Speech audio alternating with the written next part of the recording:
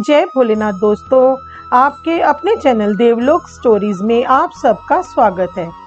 शिव महापुराण पाठ 11 से 14 में आपने शिव महापुराण की रुद्र संहिता के अध्याय 1 से 12 सुने हैं।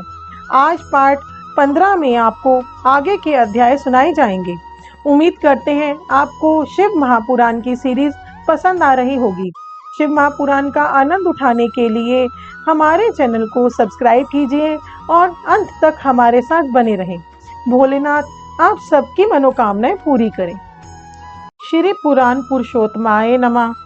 श्री गणेशाय नमः। श्री शिव महापुराण रुद्र संहिता अध्याय 13। शिव पूजन की सर्वोत्तम विधि का वर्णन। ब्रह्मा जी कहते हैं, अब मैं पूजा की सर्वोत्तम विधि बता रहा हूँ, जो समस्त अभिष्ट तथा सुखों को सुलभ कराने वाली है। देवताओं तथा ऋषियों, तुम ध्यान देकर सुनो। उपासक को चाहिए कि वह ब्रह्म मुहूर्त में शयन से उठकर जगदम्बा पार्वती सहित भगवान शिव का स्मरण करे तथा हाथ जोड़ मस्तक झुकाकर भक्ति पूर्वक उनसे प्रार्थना करे। देवेश्वर उठिए उठिए, मेरे हृदय मंदिर में शयन करने वाले देवता उठिए। उमाकांत उठिए और ब्राह्मण में सबका मंगल कीजिए। मैं धर्म को जानता हूँ, किंतु मेरी उसमें प्रवृत्ति नहीं होती। मैं अधर्म को जानता हूँ, परंतु मैं उससे दूर नहीं हो पाता। महादेव, आप मेरे हृदय में स्थित होकर मुझे जैसी प्रेरणा देते हैं, वैसा ही मैं करता हूँ। इस प्रकार भक्ति पूर्वक रहकर और गुरुदेव की चरण पादुकाओं का स्मरण करके गांव से बाहर दक्षिण दिशा में मल मूत्र का त्याग करने के लिए जाएं। मल त्याग करने के बाद मिट्टी और जल से धोने के द्वारा शरीर की शुद्धि करके दोनों हाथों और पैरों को धोकर दातुन करें। सूर्योदय होने से पहले ही दातुन करके मुंह को 16 बार जल की अंजलियों से धोएं। देवताओं तथा ऋषियों, षष्ठी, प्रतिपदा, अमावस्या और नौमी तिथियों तथा रविवार के दिन शिव भक्त को यत्न पूर्वक दातुन को त्याग देना चाहिए। अवकाश के अनुसार नदी आदि में जाकर अथवा घर में ही भली भांति स्नान करें। मनुष्य को देश और काल के विरुद्ध स्नान नहीं करना चाहिए। रविवार, श्राद्ध, संक्रांति, ग्रहण, महादान, तीर्थ, उपवास दिवस अथवा अशौच प्राप्त होने पर मनुष्य गर्म जल से स्नान ना करें। शिव भक्त मनुष्य तीर्थ आदि में प्रवाह के सम्मुख होकर स्नान करें। जो नहाने के पहले तेल लगाना चाहे, उसे विहित एवं निश्चित दिनों का विचार करके ही तैलाभ्यंग करना चाहिए। जो प्रतिदिन नियम पूर्वक तेल लगाता हो, उसके लिए किसी दिन भी तैलाभ्यंग दूषित नहीं है, अथवा जो तेल इत्र आदि से वासित हो, उसका लगाना किसी दिन भी दूषित नहीं है। सरसों का तेल ग्रहण को छोड़कर दूसरे किसी दिन भी दूषित नहीं होता। इस तरह देश काल का विचार करके ही विधि पूर्वक स्नान करें। स्नान के समय अपने मुख को उत्तर अथवा पूर्व की ओर रखना चाहिए। उच्छिष्ट वस्त्र का उपयोग कभी ना करें। शुद्ध वस्त्र से इष्ट देव के स्मरण पूर्वक स्नान करें। जिस वस्त्र को दूसरे ने धारण किया हो अथवा जो दूसरों के पहनने की वस्तु हो तथा जिसे स्वयं रात में धारण किया गया हो, वह वस्त्र उच्छिष्ट कहलाता है। उससे तभी स्नान किया जा सकता है जब उसे धो लिया गया हो। स्नान के पश्चात देवताओं, ऋषियों तथा पितरों को तृप्ति देने वाला स्नानांग तर्पण करना चाहिए। उसके बाद धुला हुआ वस्त्र पहने और आचमन करें। द्विजोतमो तदंतर गोबर आदि से लीप पोतकर स्वच्छ किए हुए शुद्ध स्थान में जाकर वहां सुंदर आसन की व्यवस्था करें। वह आसन विशुद्ध काष्ठ का बना हुआ, पूरा फैला हुआ तथा विचित्र होना चाहिए। ऐसा आसन संपूर्ण अभिष्ट तथा फलों को देने वाला है। उसके ऊपर बिछाने के लिए यथा योग्य मृग चर्म आदि ग्रहण करें। शुद्ध बुद्धि वाला पुरुष उस आसन पर बैठकर भस्म से त्रिपुंड लगाए। त्रिपुंड से जप तप तथा दान सफल होता है। भस्म के अभाव में त्रिपुंड का साधन जल आदि बताया गया है। इस तरह त्रिपुंड करके मनुष्य रुद्राक्ष धारण करे और अपने नित्य क्रम का संपादन करके फिर शिव की आराधना करे। तत्पश्चात 3 बार मंत्रोच्चारण पूर्वक आचमन करें। फिर वहां शिवजी जी की पूजा के लिए अन्न और जल लाकर रखें। दूसरी कोई भी जो वस्तु आवश्यक हो उसे यथाशक्ति जुटाकर अपने पास रखे। इस प्रकार पूजन सामग्री का संग्रह करके वहां धैर्य पूर्वक स्थिर भाव से बैठे। फिर जल, गंध और अक्षत से युक्त एक अर्घ्य पात्र लेकर उसे दाहिने भाग में रखें। उससे उपचार की सिद्धि होती है। फिर गुरु का स्मरण करके उनकी आज्ञा लेकर विधिवत संकल्प करके अपनी कामना को अलग न रखते हुए पराभक्ति से सपरिवार शिव का पूजन करें। एक मुद्रा दिखाकर सिंदूर आदि उपचारों द्वारा सिद्धि बुद्धि सहित विघ्नहारी गणेश का पूजन करें। लक्ष्य और लाभ से युक्त गणेश जी का पूजन करके उनके नाम के आदि में प्रणव तथा अंत में नमः जोड़कर नाम के साथ चतुर्थी विभक्ति का प्रयोग करते हुए नमस्कार करें। ओम गणवताय नमः अथवा ओम लक्ष्य लाभ युताय सिद्धि बुद्धि सहिताय गणपतये नमः। तदंतर उनसे क्षमा प्रार्थना करके पुनः भाई कार्तिकेय सहित गणेश जी का पराभक्ति से पूजन करके उन्हें बारंबार नमस्कार करें। तत्पश्चात सदा द्वार पर खड़े रहने वाले द्वारपाल महोदय का पूजन करके सती साध्वी गिरिजा राजनंदिनी उमा की पूजा करें। चंदन, कुमकुम तथा धूप दीप आदि अनेक उपचारों तथा नाना प्रकार के नैवेद्यों से शिवा का पूजन करके नमस्कार करने के पश्चात साधक शिवजी जी के समीप जाए। यथासंभव अपने घर में मिट्टी, सोना, चांदी, धातु या अन्य पारे आदि की शिव प्रतिमा बनाए और उसे नमस्कार करके भक्ति पारायण हो उसकी पूजा करें। उसकी पूजा हो जाने पर सभी देवता पूजित हो जाते हैं। मिट्टी का शिवलिंग बनाकर विधि पूर्वक उसकी स्थापना करें। अपने घर में रहने वाले लोगों को स्थापना संबंधी सभी नियमों का सर्वथा पालन करना चाहिए। भूत शुद्धि एवं मार्त का न्यास करके प्राण प्रतिष्ठा करें।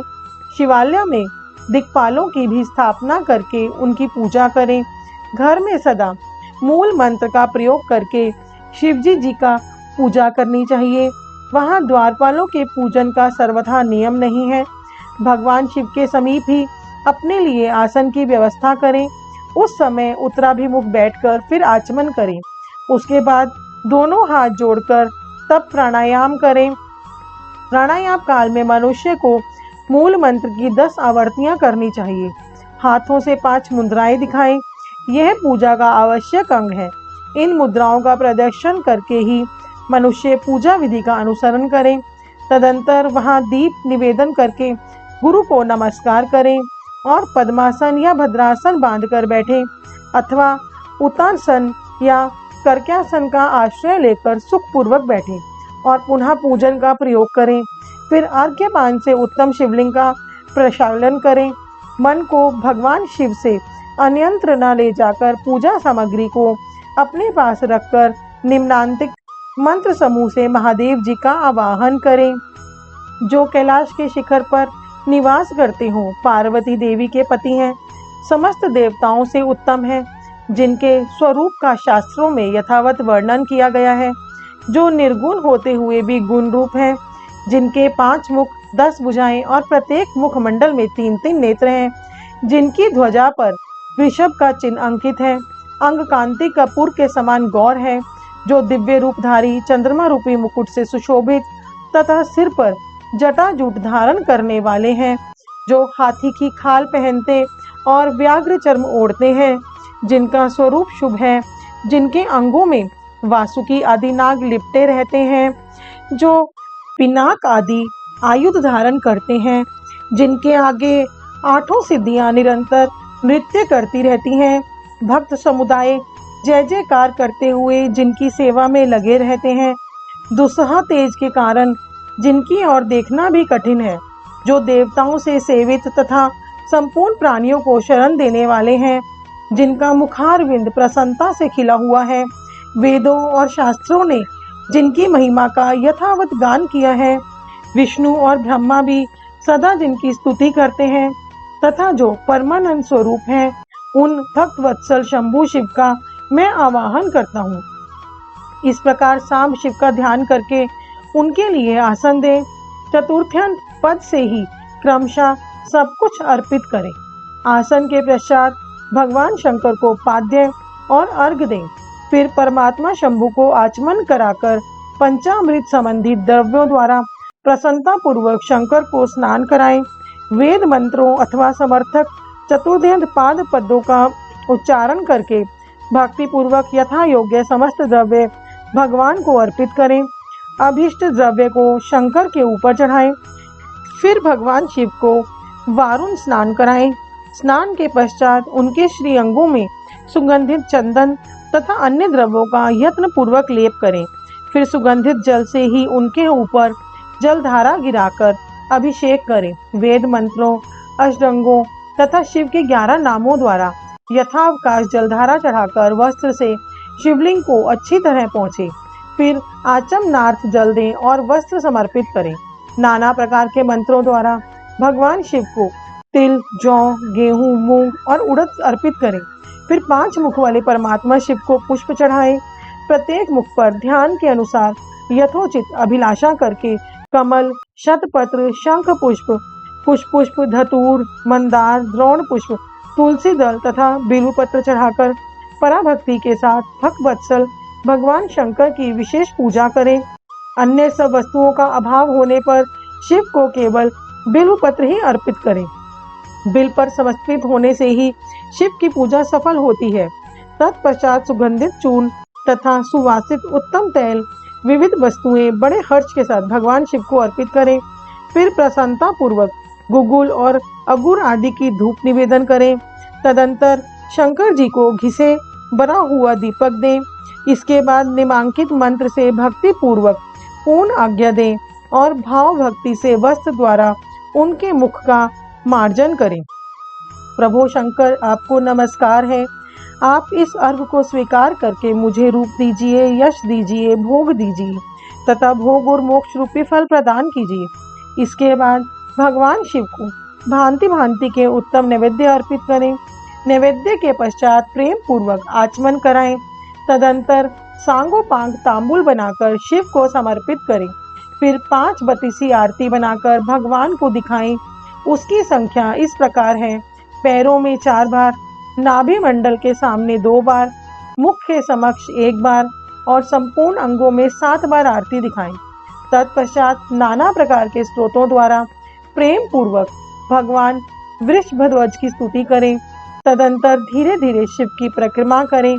परिक्रमा के बाद भक्त पुरुष साष्टांग प्रणाम करें और निम्नांकित मंत्र से भक्ति पूर्वक पुष्पांजलि दें। शंकर, मैंने अज्ञान से या जानबूझकर जो पूजन आदि किया है वह आपकी कृपा से सफल हो। मृड, मैं आपका हूँ। मेरे प्राण सदा आप में लगे हुए हैं। मेरा चित्त सदा आपका ही चिंतन करता है। ऐसा जानकर हे गौरीनाथ, भूतनाथ, आप मुझ पर प्रसन्न होइए। प्रभु, धरती पर जिनके पैर लड़खड़ा जाते हैं उनके लिए भूमि ही सहारा है। उसी प्रकार जिन्होंने आपके प्रति अपराध किए हैं उनके लिए भी आप ही शरण दाता हैं। इत्यादि रूप से बहुत बहुत प्रार्थना करके उत्तम विधि से पुष्पांजलि अर्पित करने के पश्चात पुनः भगवान को नमस्कार करें। फिर निम्नांकित मंत्र से विसर्जन करना चाहिए। देवेश्वर प्रभु, अब आप परिवार सहित अपने स्थान को पधारें। नाथ, जब पूजा का समय हो तब पुनः आप यहाँ सादर पदार्पण करें। इस प्रकार भक्तवत्सल शंकर की बारंबार प्रार्थना करके उनका विसर्जन करें और उस जल को अपने हृदय में लगाएं तथा मस्तक पर चढ़ाएं। ऋषियों, इस तरह मैंने शिव पूजन की सारी विधि बता दी जो भोग और मोक्ष देने वाली है। अब और क्या सुनना चाहते हो? अध्याय 14। विभिन्न पुष्पों, अन्नों तथा जलादि की धाराओं से शिवजी जी की पूजा का महात्म्य। ब्रह्मा जी बोले, नारद, जो लक्ष्मी प्राप्ति की इच्छा करता है वह कमल, बिल्वपत्र, शतपत्र और शंख पुष्प से भगवान शिव का पूजन करें। ब्राह्मण, यदि 1 लाख की संख्या में इन पुष्पों द्वारा भगवान शिव की पूजा संपन्न हो जाए तो सारे पापों का नाश होता है और लक्ष्मी की भी प्राप्ति हो जाती है, इसमें संशय नहीं है। प्राचीन पुरुषों ने 20 कमलों का एक प्रस्थ बनाया है। इस सहस्त्र बिल्व पत्रों को भी एक प्रस्थ कहा गया है। 1 सहस्त्र शल्पपत्र में आधे प्रस्थ की परिभाषा की गई है। 16 फलों का एक प्रस्थ होता है और 10 टंकों का एक फल। इस मान से पत्र, पुष्प आदि को तौलना चाहिए। जब पूर्वोक्त संख्या वाले पुष्पों से शिव की पूजा हो जाती है, तब सकाम पुरुष अपने संपूर्ण अभिष्ट को प्राप्त कर लेता है। यदि उपासक के मन में कोई कामना न हो तो वह पूर्वोक्त पूजन से शिव स्वरूप को जाता है। मृत्युंजय मंत्र का जब 5 लाख जप पूरा हो जाता है, तब भगवान शिव प्रत्यक्ष दर्शन देते हैं। 1 लाख के जप से शरीर की शुद्धि होती है।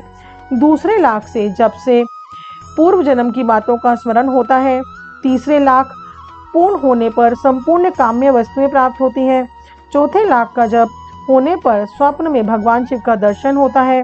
5वें लाख का जप जो ही पूरा होता है, भगवान शिव उपासक के सम्मुख तत्काल प्रकट हो जाते हैं।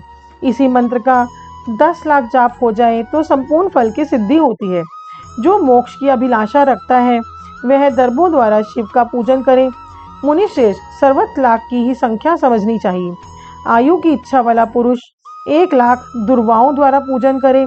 जिसे पुत्र की अभिलाषा हो वह धतूरे के 1 लाख फूलों से पूजा करे। लाल डंठल वाला धतूरा पूजन में शुभदायक माना गया है। अगस्त्य के 1 लाख फूलों से पूजा करने वाले पुरुष को महान यश की प्राप्ति होती है।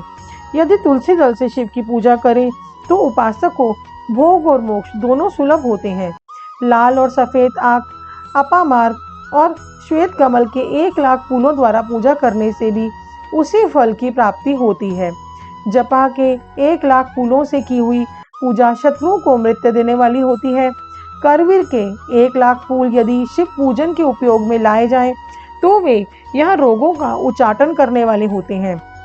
बंदूक के फूलों द्वारा पूजन करने से आभूषण की प्राप्ति होती है। चमेली से शिव की पूजा करके मनुष्य वाहनों को उपलब्ध करता है, इसमें संशय नहीं है। अलसी के फूलों से महादेव जी का पूजन करने वाला पुरुष भगवान विष्णु को प्रिय होता है। शमी पत्रों से पूजा करके मनुष्य मोक्ष प्राप्त कर लेता है। बेला के फूल चढ़ाने पर भगवान शिव अत्यंत शुभ लक्षणा पत्नी प्रदान करते हैं। जूही के फूलों से पूजा की जाए तो घर में कभी अन्न की कमी नहीं होती। कनेर के फूलों से पूजा करने पर मनुष्यों को वस्त्र की प्राप्ति होती है। सेदीवारी या शेफालिका के फूलों से शिव का पूजन किया जाए तो मन निर्मल होता है। 1 लाख बिल्व पत्र चढ़ाने पर मनुष्य अपनी सारी काम्य वस्तुएं प्राप्त कर लेता है। श्रृंगार हार के फूलों से पूजा करने पर सुख संपत्ति की वृद्धि होती है। वर्तमान ऋतु में पैदा होने वाले फूल यदि शिव की सेवा में समर्पित किए जाएं तो वे मोक्ष देने वाले होते हैं, इसमें संशय नहीं है। राई के फूल शत्रुओं को मृत्यु प्रदान करने वाले होते हैं। इन फूलों को 1-1 लाख की संख्या में शिव के ऊपर चढ़ाया जाए तो भगवान शिव प्रचुर फल प्रदान करते हैं। चंपा और केवड़े को छोड़कर शेष सभी फूल भगवान शिव को चढ़ाए जा सकते हैं। प्रियवर, महादेव जी के ऊपर चावल चढ़ाने से मनुष्यों की लक्ष्मी बढ़ती है और ये चावल अखंडित होने चाहिए और इन्हें उत्तम भक्ति भाव से शिव के ऊपर चढ़ाना चाहिए। रुद्र प्रधान मंत्र से पूजा करके भगवान शिव के ऊपर बहुत सुंदर वस्त्र चढ़ाएं और उसी पर चावल रखकर समर्पित करें तो उत्तम है। भगवान शिव के ऊपर गंध पुष्प आदि के साथ 1 श्रीफल चढ़ाकर धूप आदि निवेदन करें तो पूजा का पूरा फल प्राप्त होता है। वहां शिव के समीप 12 ब्राह्मणों को भोजन कराएं। इससे मंत्र पूर्वक सांगोपांग लक्ष्य पूजा संपन्न होती है। जहां 100 मंत्र जपने की विधि हो वहां 108 मंत्र जप करने का विधान किया गया है। तिलों द्वारा शिवजी जी को 1 लाख आहुतियां दी जाएं अथवा 1 लाख तिलों से शिव की पूजा की जाए तो वह बड़े बड़े पातकों का नाश करने वाली होती है। जौ द्वारा की गई शिव की पूजा स्वर्गीय सुख की वृद्धि करने वाली है, ऐसा ऋषियों का कथन है। गेहूं के बने हुए पकवान से की हुई शंकर की पूजा निश्चय ही बहुत उत्तम मानी गई है। यदि उससे 1,00,000 बार पूजा हो तो उससे संतान की वृद्धि होती है। यदि मूंग से पूजा की जाए तो भगवान शिव सुख प्रदान करते हैं। प्रियंगु द्वारा सर्वाक्ष परमात्मा शिव का पूजन करने मात्र से उपासक के धर्म, अर्थ और काम भोग की वृद्धि होती है तथा वह पूजा समस्त सुखों को देने वाली होती है। अरहर के पत्तों से श्रृंगार करके भगवान शिव की पूजा करें। यह पूजा नाना प्रकार के सुखों और संपूर्ण फलों को देने वाली है। मुनिश्रेष्ठ, सब फूलों की लक्ष्य संख्या का तौल बताया जा सका रहा है। प्रसन्नता पूर्वक सुनो। सूक्ष्म मान का प्रदर्शन करने वाले व्यास जी ने एक प्रस्थ शंख पुष्प को 1 लाख बताया है। 11 प्रस्थ चमेली के फूल को वही 1 लाख फूलों का मान कहा गया है। जूही के 1 लाख फूलों का भी वही मान है। राई के 1 लाख फूलों का मान 4.5 प्रस्थ है। उपासक को चाहिए कि वह निष्काम होकर मोक्ष के लिए भगवान शिव की पूजा करे। भक्ति भाव से विधि पूर्वक शिव की पूजा करके भक्तों को पीछे जल धारा समर्पित करनी चाहिए। ज्वर में जो मनुष्य प्रलाप करने लगता है उसकी शांति के लिए किए गए जलधारा शुभकारक बताई गई है। शतरुद्रीय मंत्र से, रुद्री के 11 पाठों से, रुद्र मंत्रों के जप से, पुरुष सूक्त से, 6 ऋचा वाले रुद्रयुक्त से, महामृत्युंजय मंत्र से, गायत्री मंत्र से अथवा शिर के शास्त्रोक्त नामों के आदि में प्रणव और अंत में नमः पद जोड़कर बने हुए मंत्रों द्वारा जलधारा आदि अर्पित करनी चाहिए। सुख और संतान की वृद्धि के लिए जलधारा द्वारा पूजन उत्तम बताया गया है। उत्तम भस्म धारण करके उपासक को प्रेम पूर्वक नाना प्रकार के शुभ एवं दिव्य द्रव्यों द्वारा शिव की पूजा करनी चाहिए। शिव पर उनके सहस्त्र नाम मंत्रों से घी की धारा चढ़ानी चाहिए। ऐसा करने पर वंश का विस्तार होता है, इसमें संशय नहीं है। इसी प्रकार यदि 10,000 मंत्रों द्वारा शिवजी जी की पूजा की जाए तो प्रेमह रोग की शांति होती है और उपासक को मनोवांछित फल की प्राप्ति हो जाती है। यदि कोई नपुंसकता को प्राप्त हो तो वह घी से शिवजी जी की भलीभांति पूजा करे तथा ब्राह्मणों को भोजन कराए। साथ ही उसके लिए मुनीश्वरों ने प्राजापत्य व्रत का भी विधान किया है। यदि बुद्धि जड़ हो जाए तो उस अवस्था में पूजक को केवल शर्करा मिश्रित दुग्ध की धारा चढ़ानी चाहिए। ऐसा करने पर उसे बृहस्पति के समान उत्तम बुद्धि प्राप्त हो जाती है। जब तक 10,000 मंत्रों का जप पूरा न हो जाए तब तक पूर्वोक्त दुग्ध धारा द्वारा भगवान शिव का उत्कृष्ट पूजन चालू रखना चाहिए। जब तन मन में अकारण ही उच्चाटन होने लगे, जी उठ जाए, वो कहीं भी प्रेम न रहे, दुख बढ़ जाए और अपने घर में सदा कलेश रहने लगे, तब पूर्वोक्त धूप से दूध की धारा चढ़ाने से सारा दुख नष्ट हो जाता है। सुवासित तिल से पूजा करने पर भोगों की वृद्धि होती है। यदि मधु से शिव की पूजा की जाए तो राज यक्षा का रोग दूर हो जाता है। यदि शिव पर ईख के रस का धारा चढ़ाई जाए तो वह भी संपूर्ण आनंद की प्राप्ति कराने वाली होती है। गंगा जल की धारा तो भोग और मोक्ष दोनों फलों को देने वाली है। ये सब जो धाराएं बताई गई हैं, इन सबको मृत्युंजय मंत्र से चढ़ाना चाहिए। उनमें भी उक्त मंत्र का विधानता 10,000 जप करना चाहिए और 11 ब्राह्मणों को भोजन कराना चाहिए। दोस्तों, शिव पुराण पाठ 15 में आपने शिव महापुराण की रुद्र संहिता का अध्याय 13 और 14 सुना है। नेक्स्ट पार्ट में हम आपको आगे के अध्याय सुनाएंगे। पूरी शिव महापुराण सुनने के लिए हमारे चैनल को सब्सक्राइब कीजिए। कमेंट बॉक्स में जय भोलेनाथ लिखना ना भूलिए। हमें इतना प्यार और सहयोग देने के लिए आप सबका बहुत बहुत धन्यवाद।